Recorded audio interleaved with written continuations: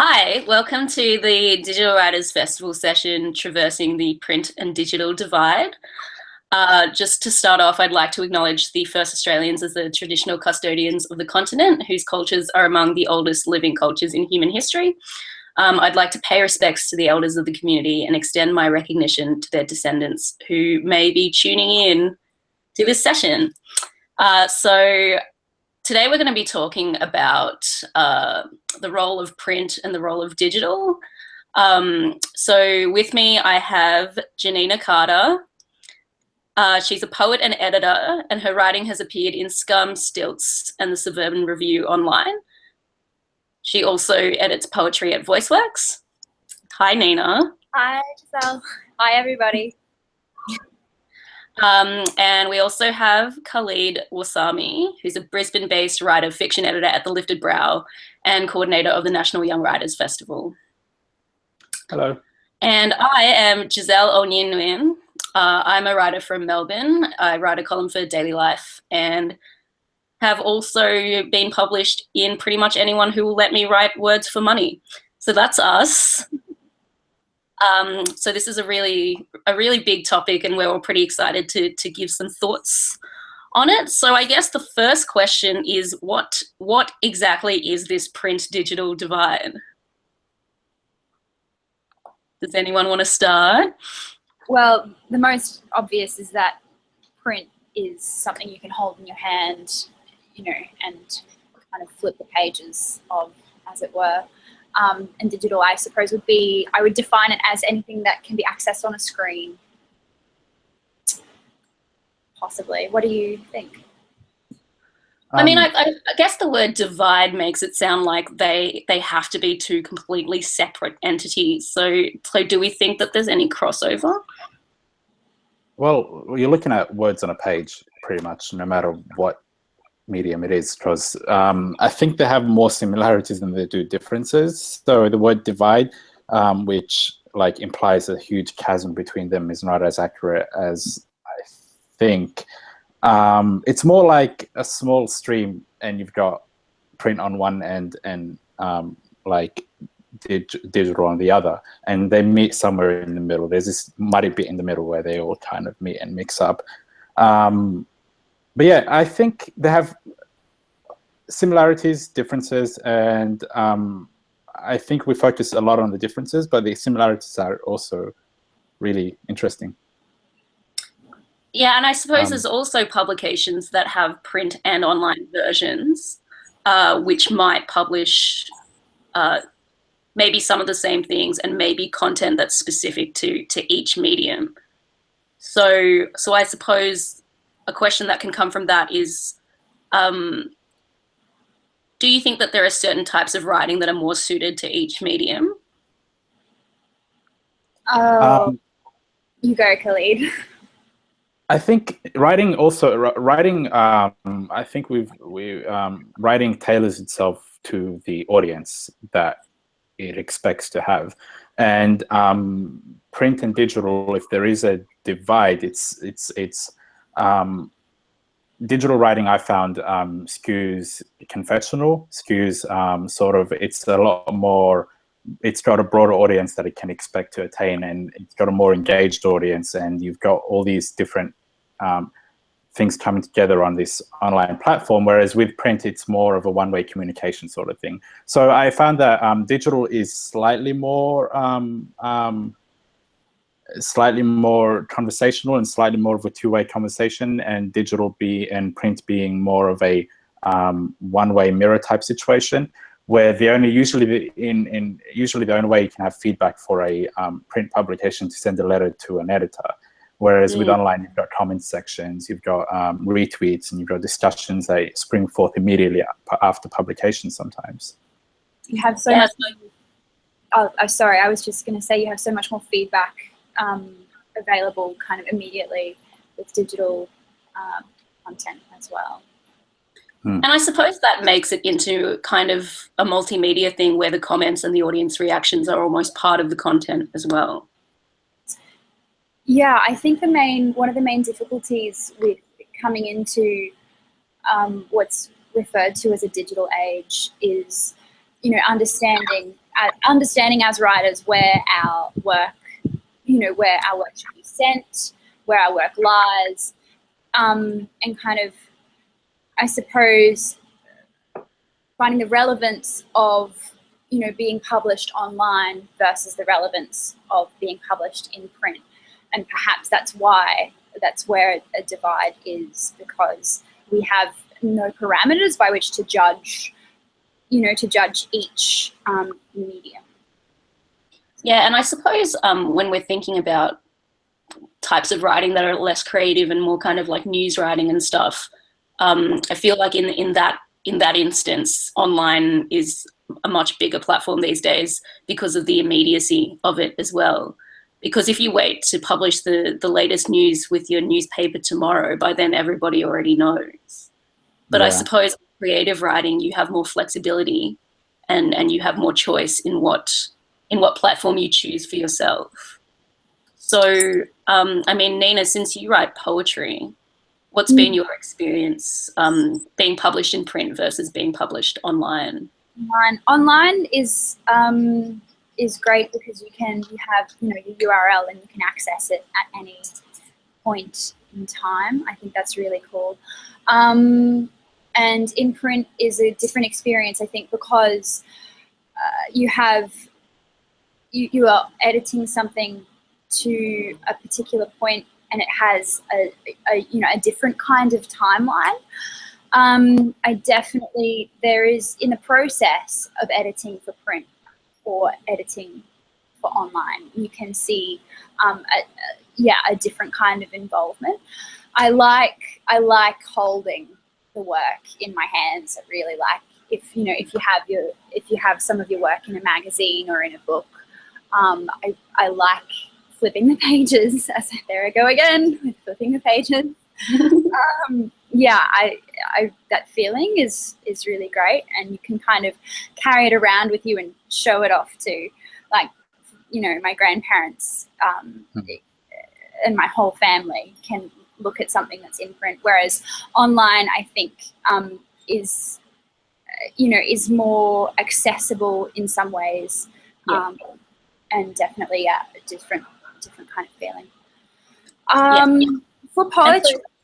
Sorry, keep going. I was just going to say, for poetry, it's really interesting because we have a lot of new initiatives that are rising up, because of the advent of online publishing, and that's really cool for like underground and kind of independent publishing as well. And I suppose you probably wouldn't have to tailor your poetry very differently for print and online, right? Yeah, well, it's more about understanding, so if you're going to submit your poetry or submit any kind of work to a place or a journal or a website, you'd want to know what kind of work that website already publishes or that journal already publishes. So it's it's all, it's about being aware of those things as well. But in terms of the form of poetry, I think it doesn't really change from print to online. Mm-hmm. And what about you? I remember you saying that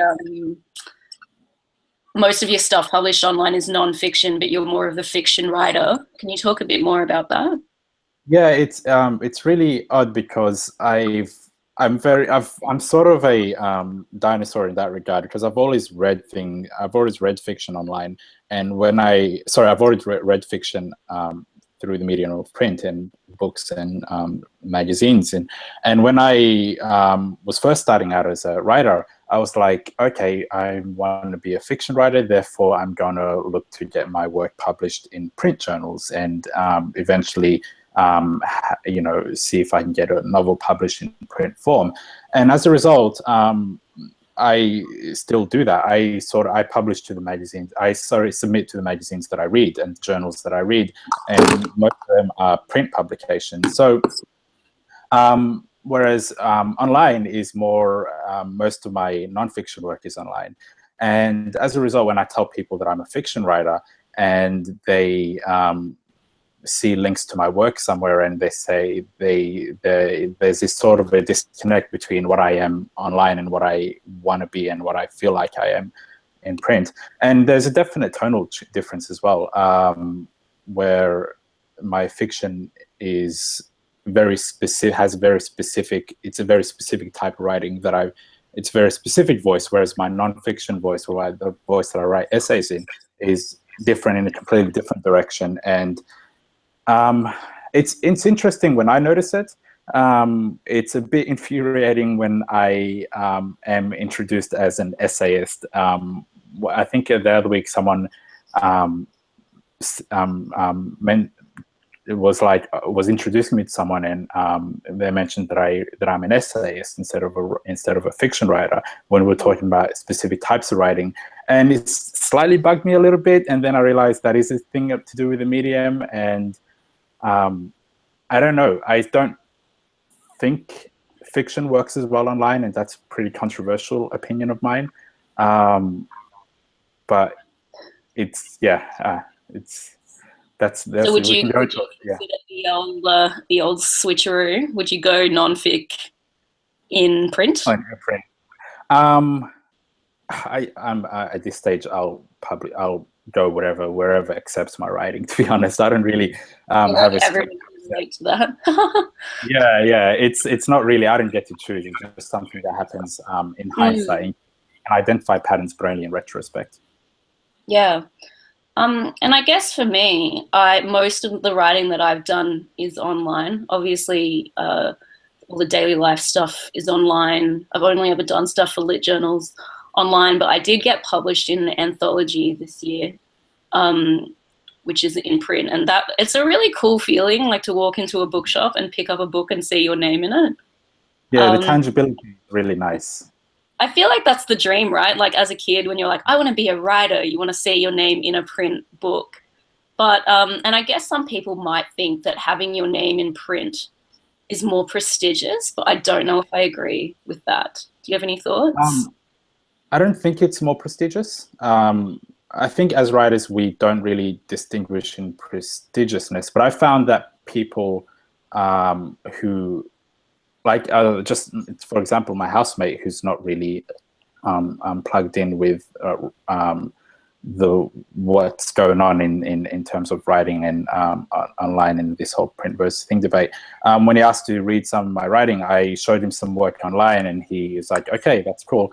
And then he found I had a book on the coffee table. I think it was an issue of VoiceWorks from like 2 or 3 years ago, and it had one of my pieces on it, and he was like, "Oh, I did it. You're an actual real writer." And I'm like, "Dude, I know, I get what you mean. I get what he meant, but at the same time, it was a very specific thing where it was real once it was an actual tangible object. Where I don't know. There's a lot to unpack here. There's a lot to talk about in this specific thing. What are you thinking, Nina? I can see you smiling there. I really think you've hit the nail on the head there with that analogy, because you have this idea of what it is to be a writer and what it is to be published, which is kind of supported by a few a long journey of print publishing, and kind of, if you look at the history of print publishing has been around a lot longer than online, obviously. So yeah, it's the concept of being able to call yourself a writer and be validated as a writer by giving somebody a physical object. And I think it's quite complex to navigate that, because some of the time, because we all have access to the internet and we all have access, to great tools like blogs and. Do you think there's like a difference in longevity between the two? Like, because we often think of the internet as everything that's up on the internet is there forever, but at the same time, print also has this certain type of longevity to it, where we can read books that were published 2,000 years ago if we want to. And like, I don't know. I see the internet as something goes up in the internet and it's permanently there, and that might not always be a good thing, especially if you're publishing certain types of things. Whereas, yep. Yeah, no, I was just going to say that's something that's always in the back of my mind, having, if something is published on the internet, or if I'm writing something to be online, I'm thinking to myself silently, will this be there forever? What will happen? What are the ramifications of this, eternal ramifications of this, sequence of words? And it can be, I feel like it creates some kind of pressure but I don't know. It's kind of terrifying. Like, I think I wrote a piece a couple of years ago about vaginismus, which is a sex pain disorder that I had. And now when you Google, I wrote it for Rookie magazine, and now when you Google me, it's the second result.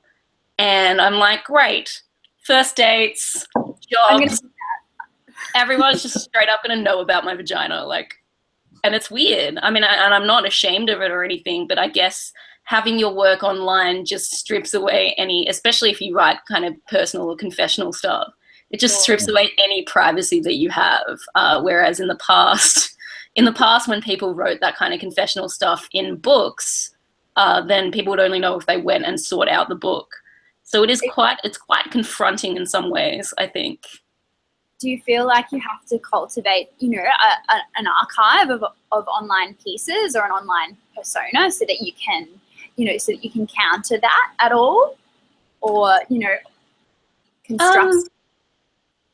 Yeah, I don't know. I'm just like, well, at least my SEO is strong, so it shows my stuff straight away. But yeah, it's very odd, and I think me choosing to write the things that I do write online, I'm like, well, my family all knows about this now, and there's no way to hide it. But that's the way it goes. So we are like super keen on sharing everything. Yeah, and I guess that's one of the things with online for me. In some ways, I guess one of the reasons why I might prefer it a little is because you can share your work really easily. Whereas if you say, hey, everyone, I'm in this book, go and buy the book, but like they might or they might not. And let's face it, they probably won't. So yeah, I guess it's that kind of instant gratification thing. And the publishing process is a lot quicker, obviously. So you don't have to wait like months for the journal to come out or whatever. Yeah, so I guess that's a big plus for me in terms of being able to share my work with other people. But then I think that we did talk about the shelf life of online and whether we think it's something, because the internet moves so quickly, people forget about the content extremely quickly as well. It does the 24-hour news cycle, affect your work, do you think? Yeah. I suppose if you're writing kind of like hot takes about current affairs, people are probably going to forget about that quite quickly. But I think the kinds of people who read literary journals and stuff are probably more, they probably take their time a little bit more with the content they consume. So I feel like maybe it being online doesn't mean that it'll be as easily forgotten. So I guess it comes down to the individual as well in the way that they choose to consume things. I think we definitely have to look at what type of writing we're talking about when we talk about different writing in different mediums. The internet is really good for a certain type of writing. It's good for, I think I'd be the only person to say this who's ever said this in the history of the world, but I think the internet is good for journalism. I think it's good for that style of writing. I think it's good for hot takes. I think it's good for opinion. I think it's even good for memoir pieces. A lot of those formats really thrive on the internet because you have them being plugged into these conversations immediately. So if you publish a news article or if you publish a take on an issue, that's automatically immediate. If it's online, it has the potential to immediately be part of a conversation. Whereas with print, usually if there is a conversation, there's a delay of some kind, or it's more suitable for longer pieces and pieces that require a little bit more engagement and require, like I've got 15, 20 tabs open at any one time. Yeah. And I'm reading 3 or 4 different things at any one time, and that works because it's online. Whereas if I want to read a novel, I can't do that on a computer. I have to go away and sit down with it and think about it for a while. And the same is for in like longer non-fiction pieces as well. Do you think that I like your take that the internet is good for journalism. I think that there is like there are so many news stories that I wouldn't have had access to, you know, if not for the internet. So I'm super grateful for that as well, and you know, human interest pieces as well. Yeah. Do you think what about what digital publishing has done for, you know, the monetary value of people's work? Yeah, that's the thing. We have to separate, because even though the internet is good for it might be good for journalism as a thing. It might not be good for journalism as a profession or as a money-making enterprise. And honestly, like, the arts has always been, especially when it comes to writing and reading and things, it's never been the most profitable thing. And it's never, even in the 1500s, when when reading books just became a thing, no writers were making much money. And even in other art forms, there was always a patronage model. Or was always the, especially in the last 100 or 150 years, it's been the university model that's dominated. And yeah, I think we think about journalism and the internet in terms of money, in terms of how are they making money? Nobody's making money. Can the profession survive? The profession will survive, but there's probably not going to be much money in it, and I don't think there will be as much money. I guess another thing is because there's such a proliferation of websites popping up and stuff, a lot more places are probably expecting young writers to write for free, which is a problem as well. That's another thing. Typically, print journals pay more than online journals, especially for creative works like poetry and fiction. And maybe that's responsible for the difference in prestige as a intangible concept that is kind of a thing. Like I don't think I would write fiction for free, and I don't think I would do it online for free.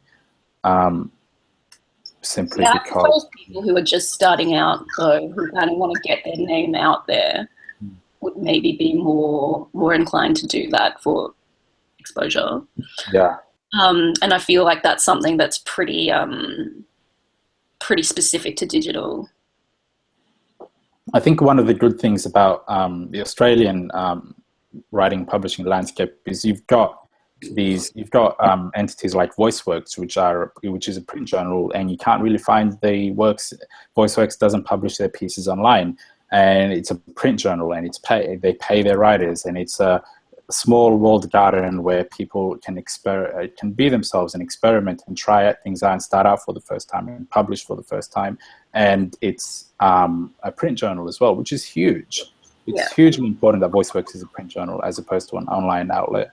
And I don't know, it's one of those good things. I think it's really important to to note that as a writer, it's okay to want to be paid to write. There's this, as you were saying, with the patronage model, with the university system, or concepts of finding ways to fund your writing or to be funded for your work. It's so okay for you to want to be paid, to write. And I think, as you were saying, that's what's really great about the print journals that are in Australia, and especially the ones for that champion emerging writers or emerging work, is that they do.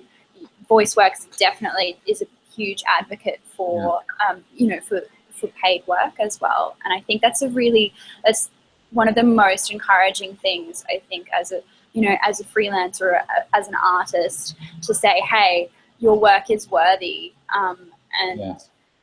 we want to pay you. And it's worthy. It's like what you have to say is worth printing, and that's important, because even though like we talked about the differences between print and digital, I think it's okay to have a preference as a writer. I think it's okay to have a preference for the medium that you want your work to appear in. Like I don't really have a preference, but if I did, I think I'd have to convince myself that it's okay, because there is a bit of a stigma associated with being like snobby over mediums, and I think that's bullshit, because every single writer wants to have their work in print. Every single writer wants to have a publisher like Penguin or Random House say, hey, we want to publish your work and make a book out of it, and that's okay. And doesn't mean one is better than the other, but it's okay to have that preference, I think. I wanted to talk about self-publishing, which I think, Nina, you mentioned in our notes that platforms like Medium and Tiny Letter, which kind of allow people to publish their own stuff in a long-form way. And I think that's really important, because obviously there's always been blogs and things like that, but I feel like there's some really quality long-form stuff coming out on Medium that then might be picked up by other channels. Yeah, for sure. Like there was, like the social network that is Medium. I only came across it, you know, a little bit more than 12 months ago, and I feel like it has not so much as transformed, not transformed blogging, but really kind of given, you know, the concept of writing an essay or publishing a personal opinion piece, you know, a different kind of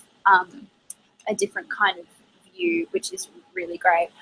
And it kind of opens up the writer to a more of a conversation with their audience. Medium's really good for that. I saw there's this writer, Lauren Ingram, and she wrote a piece recently on Medium. I can't remember the name of it, but was it about the female orgasms? Yeah, it was about the female orgasm, and she, you know, followed up with the tweet, you know, saying how much reach it had gotten, and that she was disappointed in some ways that she had published it on Medium, you know, and hadn't gotten paid to publish it, but she was equally pleased that it had reached so many people, because, you know, her story spoke to how I think it's quite a lot. You know, and that's the amazing thing about the internet, and it kind of, you know, it allows you to work side by side with your own goals for what you want to publish, and for the creative goals or the journalistic goals that you may have, you know, where you send your work in to a publisher so that they can publish it, or to so I think sorry, keep going. I think writing. Yeah. Oh, I think Nina, we've both got Tiny Letters, and what do you? I think we touched on this briefly the other day when we had a chat about this. I'm really interested in writing that's completely on your own terms as a writer, and Giselle, you do a lot of zines, and you have that format that's all like, it's your space and it's your provision, it's 100% yours. And I find the same thing with Tiny Letters, where it's just what I feel like writing at that any given time, and it almost never takes me a long time to write one. It always takes me about half an hour, and I send it off, and I'm like, that was mine, and that was what I was doing at that specific moment in time, and I'm happy to send that off to the world. And it's a lot different from almost any other type of writing that I've done, where it's always has to go through layers of people having a look at it, where I will get feedback or suggestions, or I'll even have to think about it a lot more, because I know that there's an audience out there who expects certain things from it. Yeah. And I suppose the difference between Tiny Letter and just putting stuff online is that like you are sending it to a specific group of people, right? Mm. So it's not like if you Google your name, it'll just be there.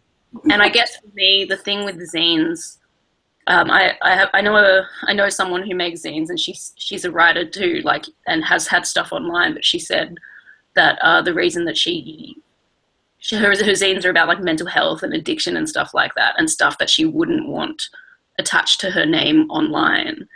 And the zines that I've made, they're quite radically different from the writing that I do online. So I've made a couple of zines about like breakups and stuff, and I do talk about that stuff online, but not in the same like really raw way. So I might do a run of like 50, and then as soon as that's done, it's gone forever. And sorry if you want to read it, because you're never going to see it again. And some people do copies of their zines.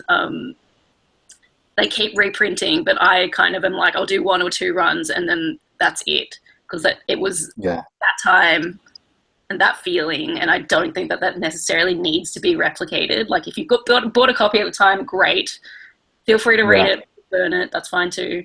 But yeah, so I feel like it's that, like, me making zines is just tapping into a really different need that I have to express myself.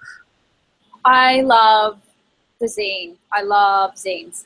I hadn't really had much to do with them until recently at the National Young Writers Festival, at the zine fair, and like since then I kind of it's been really good, because I just have, you know, had these little pockets of A5 like printouts and, you know, people's work, and I just feel like I've connected on a deeper level, or like on a really specific level with the writers, and I'm like, yes, this is, you know, this is quite contained and it's really beautiful. I think one of the best things about zines is they always feel of a particular moment in time.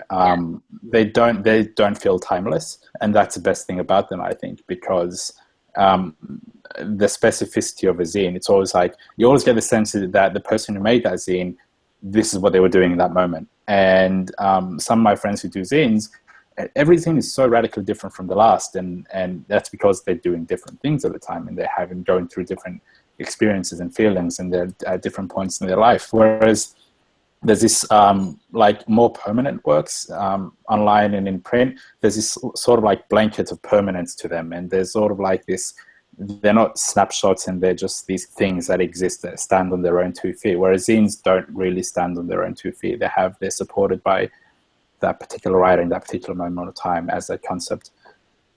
I'm not sure that makes any sense, but that's what I felt at this particular moment in time. Have you made it, Khalid? I've almost made so many things. And I think when zines are handmade as well, like a lot of mine are handwritten, and I think that adds such a personal touch that you really can't get online. Because yes, online the person did type the words, but I think when you're holding a thing and you know the person's held that thing as well, it's a whole different feeling to me. I think something I've always wanted to do was do a project that disappears after a certain period of time.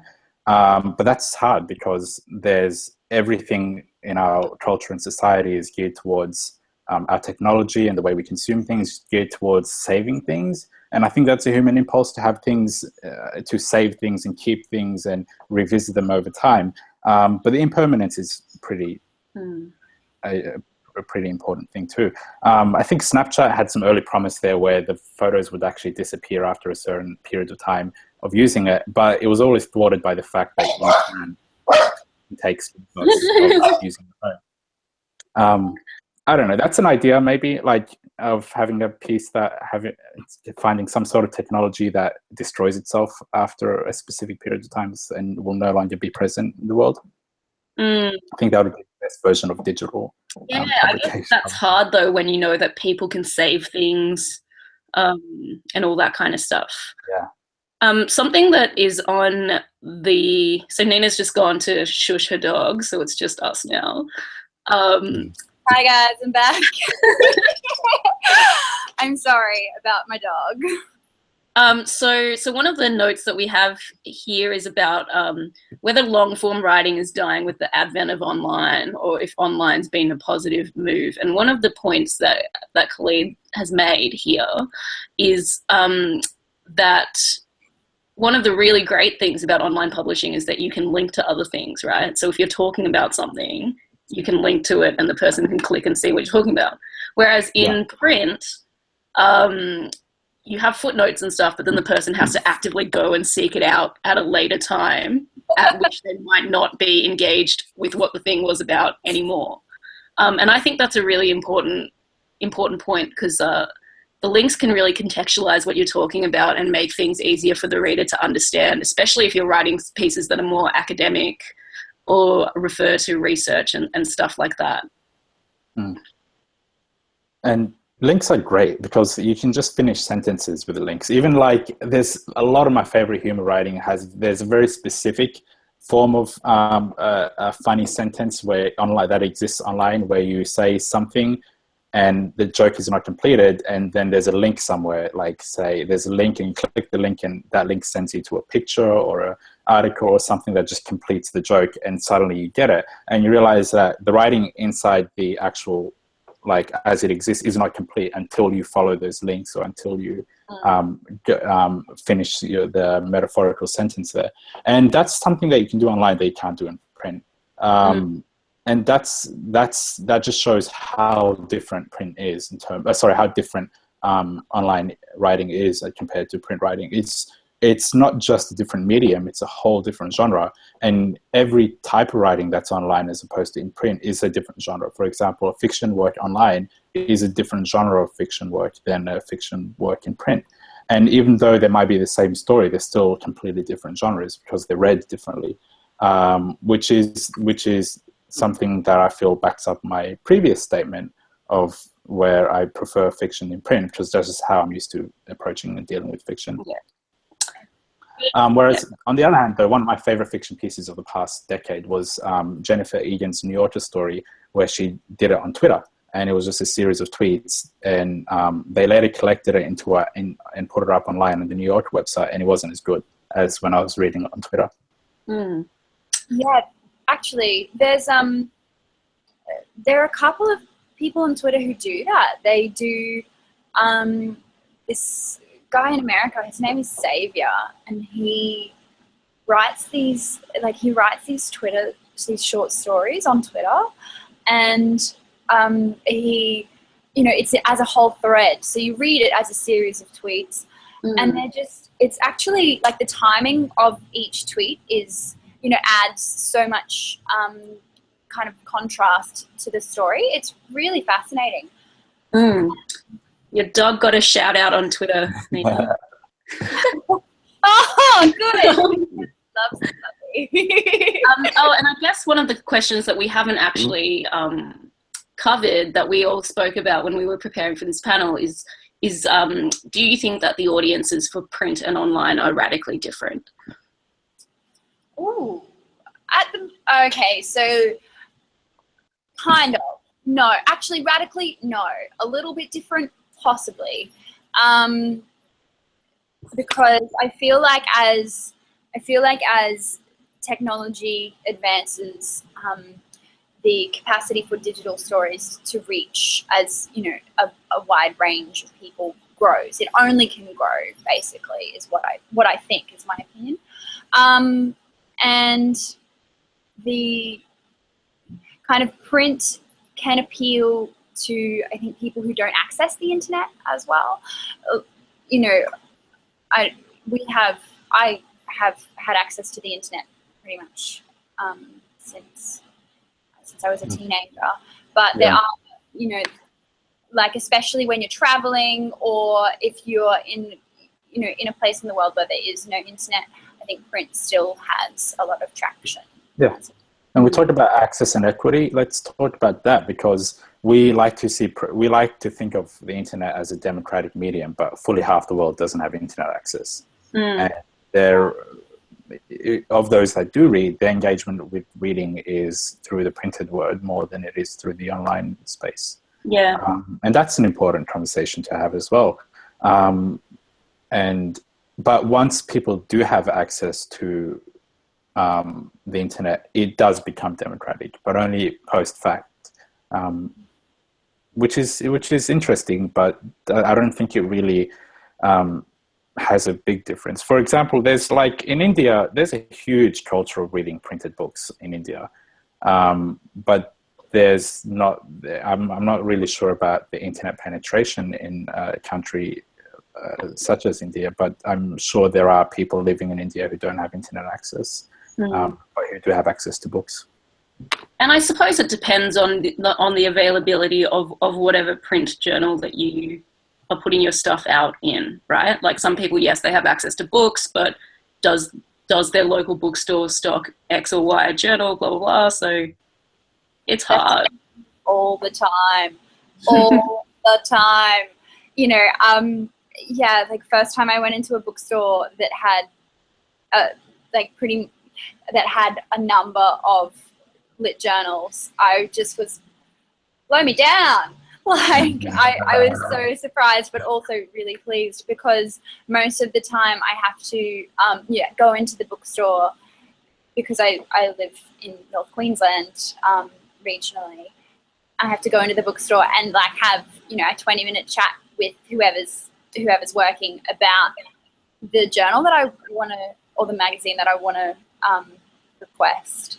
Yeah, so I completely get you. Yeah, and as consumers, so we've talked about our practices as writers, but as a consumer of writing, do you tend to consume more print or online, or both? I feel like I probably read more online, but it is really nice to get a nice print thing, and especially if it's got nice paper. I really appreciate good paper.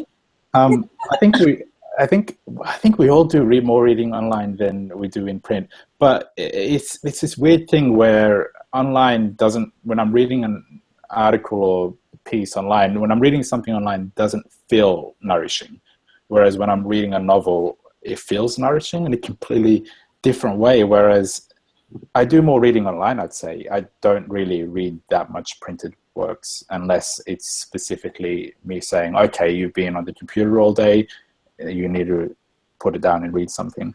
But then that's it's I don't know. I think you can't escape online. You can only work within it these days. You can only succumb to the temptation of the screen. For sure. Yeah, I do spend a lot of time online, but I love feeding the magazine monster. So like I have piles of books and mags in my room, in my house, because I kind of buy things randomly. Like I will go. It's not that I say that I definitely want to read more in print, but it just so happens that when I'm at the shops, I will buy a lot of. So then I'm like, well, you've spent the money on it, you may as well read it. That's another thing. You spend money and you have to read it because of that. That's totally true. I'm a big fan. Anytime especially if you're concerned about the cost of a journal, because that's been especially when I was at uni and I didn't really have a stable income. I was very conscious of how much books cost to buy, whereas and articles cost to buy, but it's kind of like sometimes I feel okay spending what I can, because feeding the economy and feeding the magazine monster. And do you think that you're looking for different kinds of content on each platform? So like Khalid said, I will go and read a book if I want to read some, like a nice long fiction-y story and I'm not into ebooks. I've got one. I've got a Kindle. Don't love it. I think it's just the feel of holding a book, smell of book, that's nice. But online, like when it comes to news and stuff, I pretty much just straight up read that online because it's so much easier. And the way you consume it is different as well, because like studies have shown that the way the context that you're in when you're doing a task influences the way you do the task. For example, if you're studying for an exam and you're in a place where, or like you're at your desk and the only thing you do at your desk is study, you'll find it easier to slip into that zone of I'm studying, I'm doing this now. Whereas I think my doctor told me this after I told him I just can't sleep, and he's like, do you use your computer in bed? And I'm like, yeah, where else would I use my computer? And he's like, stop surfing the internet on your watching movies in bed before you go to bed, and you'll find it easier to sleep. And he told me about this whole phenomenon, and it's like, if you use your if you do your work, if you watch movies at your desk, you'll find it harder to do work at your desk. If you do work in bed, you'll find it harder to sleep in bed, because the context influences the way you approach the task. And I think it's the same thing with books, with printed works and online as well, where I find it much easier to pay attention to a novel that in print than I do to an ebook. I can't like pay attention as much to an ebook as I could on a novel, which is why I don't read ebooks. Also, I've broken every e-reader that I've ever bought, and there's something to do with that as well. Maybe. Yeah. I did just think of something. Do you guys think that paywalls kind of breach that divide a little and make it more exclusive, like print might be? I wouldn't know. I've never paid for. Neither, obviously. To go through a paywall. I don't know. Actually, no, I do. When you want to read something and you click on it and it's like, subscribe to read the rest. Actually, I'm like, oh, no. Oh, no. I just remembered that I have a digital subscription to Kill Your Darlings, and I read it. Like, I actually read as much, and it makes it much easier to, like, just read as much as I can, because I know that I've paid something for it. Yeah, that is true. Yes, actually, yeah. But I suppose when news sites have a paywall, I'm like, are you kidding? I can go and get it for free somewhere else. Bye. So, or just go into go and start a private tab, and that resets the 10 free articles monthly. I didn't know that. Which is Handy. It works on like the New York Times and the Monthly and all that, which they won't be happy to actually hear me say that. I'm subscribed to Kill Your Darlings online as well. And I wonder if people feel when they subscribe to a print journal or something, because you're paying for something and then you get something in your hands. So I wonder if people are like, that is worth my money, but you're getting the same content, right? Maybe it's just a content. Yeah, maybe it's a content, because like it's hard to tell the difference between, am I reading this because I feel obligated to read this for specific reasons, such as paying money for it, or am I reading this because it's just great? And like with a high quality publication like Kill Your Darlings, I don't know, I might just read it because it's just fantastic. Mm.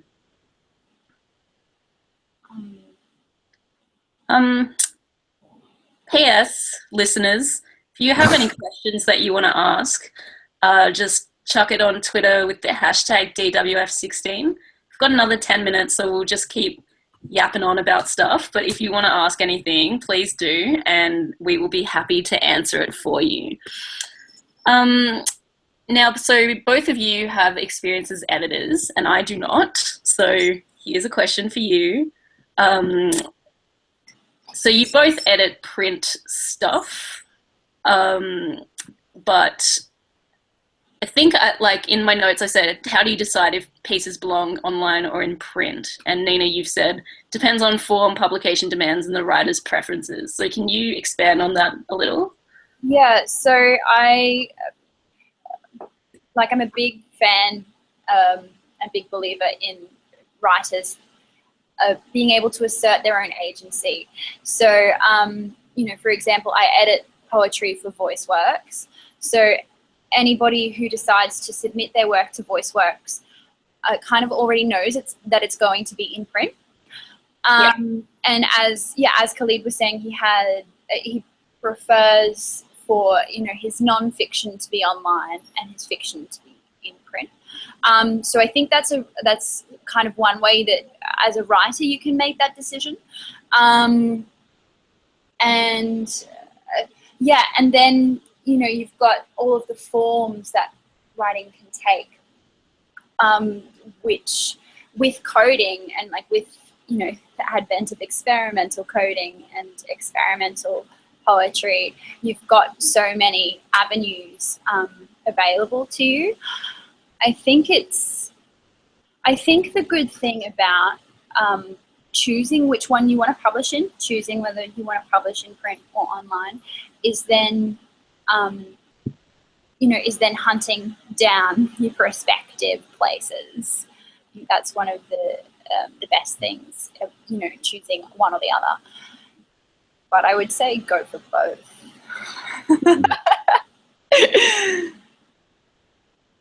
What about you, Khalid? What have your experiences editing been? So have you done much online editing or just print?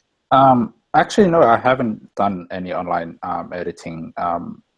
I've only ever edited print journals and magazines. And sometimes you get the feeling that some pieces work better in print than they do online.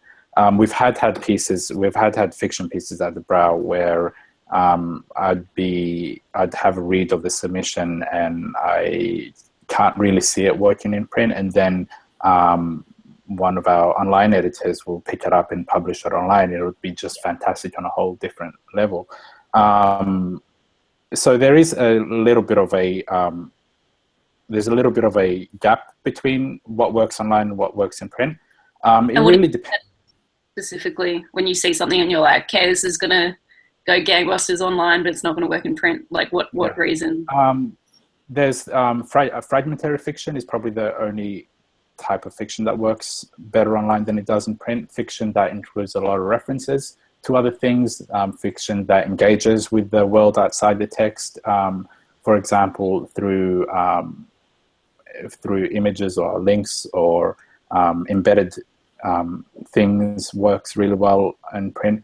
A lot of even though it's not really a thing anymore, it's not as big of it as it used to be. Alt fiction, when in the early 2010s to late 2014, was huge online. And a lot of the pieces that were being published on Tumblr blogs worked much better online than they would have in print. And we've seen of the alt fiction writers that have been published in print, they haven't been as current or as engaging or as hard-hitting as they were online. I haven't read much old fiction, but from what I've read, I'm like, I like this better when it was on some guy's Tumblr blog or some person's like private internet space subculture world. Do you think the word length matters, Khalid? The length of the pieces? Yeah. Yeah, I guess it does. Although it's odd. It's odd because a lot of the times you don't know what works until you see the rules being broken. And it's like that in everything. Like when it comes to art, everything is, you think it's like this or you think you know how it works, then you see someone doing it in a way that you've never seen it done before, and you're like, okay, and what I thought was, yeah, you don't know. So I'm hesitant to set boundaries, and I can only speak to my own preferences. And my own preferences have sometimes less to do with it than I'd like for them to do with it, because it's often, as an editor, you're not dealing with what you think something should be. You're dealing with, you're asking yourself the question, how can I help the author do what they want to do in the best possible way? So there's definitely some judgment, or there's your own ideas and opinions come into it, but the overarching thing is it's not your show, it's the show, it's the writer's show.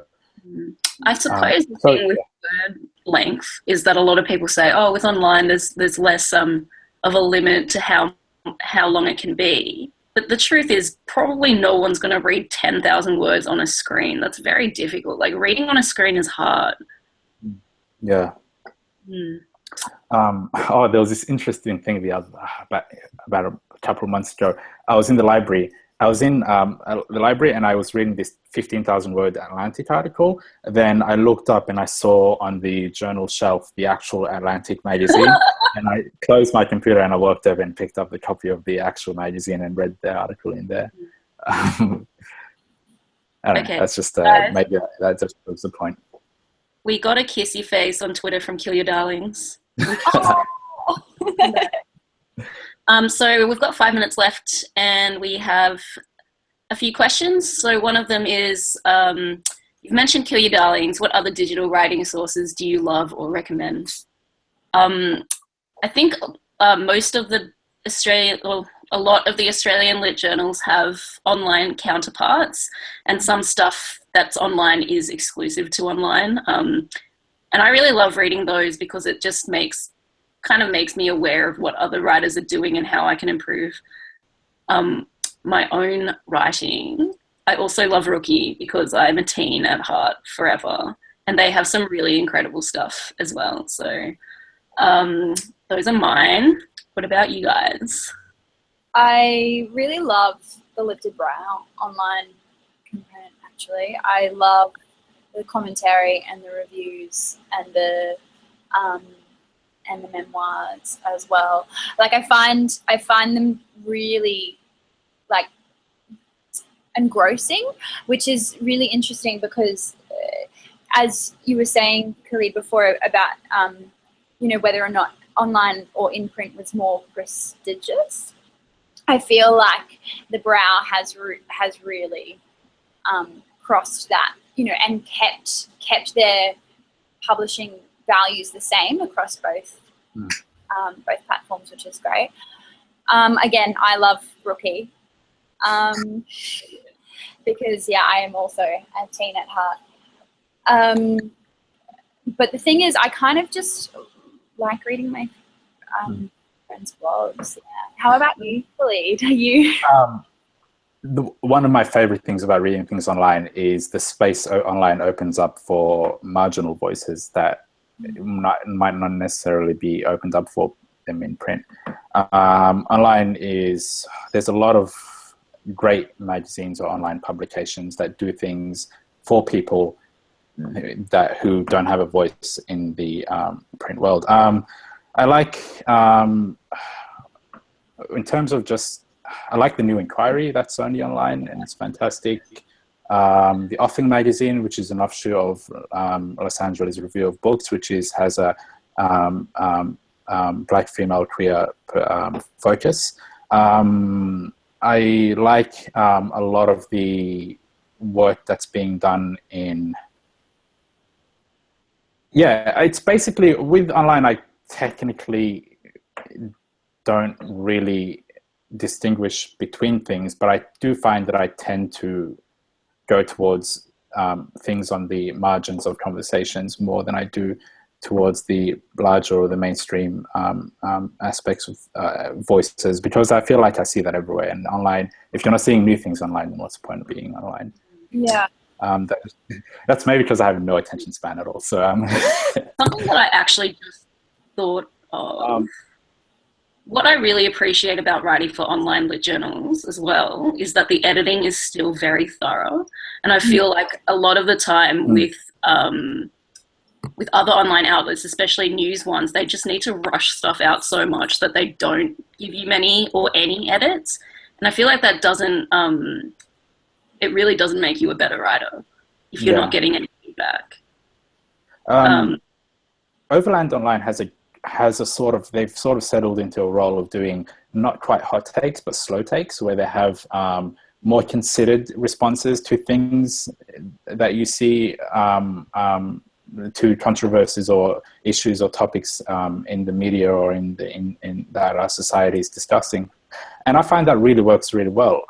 I think in terms of criticism, Sydney Review of Books is, oh man, it's probably my favorite Australian publication at the moment, simply because you have in-depth pieces that engage with the wider world and the online world in an online space, but in a sort of really old school, thorough print way. Obviously, going to plug the Brow's online work as well. it's fantastic, and they do a lot of good things on with the brow. Yeah, I don't know. I feel like I don't have any opinions. I read a lot of different things, and I like a lot of different things, and I think we all agree that things are good. All right, let's answer one more question, and then I think we're out of time. How do you connect with other digital writers? Do you seek community there in a different way to online? Pretty much just Twitter, basically. I would say other digital writers or other writers at all? I think just online. Okay, yeah. I would say that Twitter is great for connecting with other writers online, especially because, you know, through the use of hashtags and lists, you can kind of really hunt down your demographic if you wanted to. Other stuff to look out for, I think Writer's Block offers, workshops online and things, which, it is an online community, so that's really great as well. Yeah. Online. And there are heaps of good Facebook groups for writers as well. Yeah. So many excellent resources where sometimes I've had like a query about, I don't know if I should pitch this, or who would be good to pitch this to, or an editor just did this weird thing, what should I do? And it's just so good to be able to reach out to a community of writers, some of whom I don't even know, and just get so much different feedback and advice based on all their experiences, which I think has been a huge part of me growing as a writer over the last year especially. How do you find those, Giselle? What, did you just come across them, or? Mostly people added me to them. I'll add you. Yeah, but I think it's so much easier to find your people online. Yeah, support networks and a hugely important part of the process. And sense of community as well that you have online that you wouldn't necessarily have in other spaces. Especially if you're a weird socially awkward person like me who doesn't want to go and talk to people in real life. Online's the best. I think it's all about just recognizing when you do meet people online that you do connect with. That's why it's so special. Yeah. All right, I think we're out of time, guys. Do either of you have any closing remarks that you want to make? Keep writing. Nice one. Good. I think that's a great way to... Especially in November of all months. I think, keep writing is a good one. Yeah, nice. Thank you so much, everyone, for joining us for this session. And remember, the festival's running until the 11th, so don't get off the internet. And we'll see you around. Sweet. See you, everybody. Bye.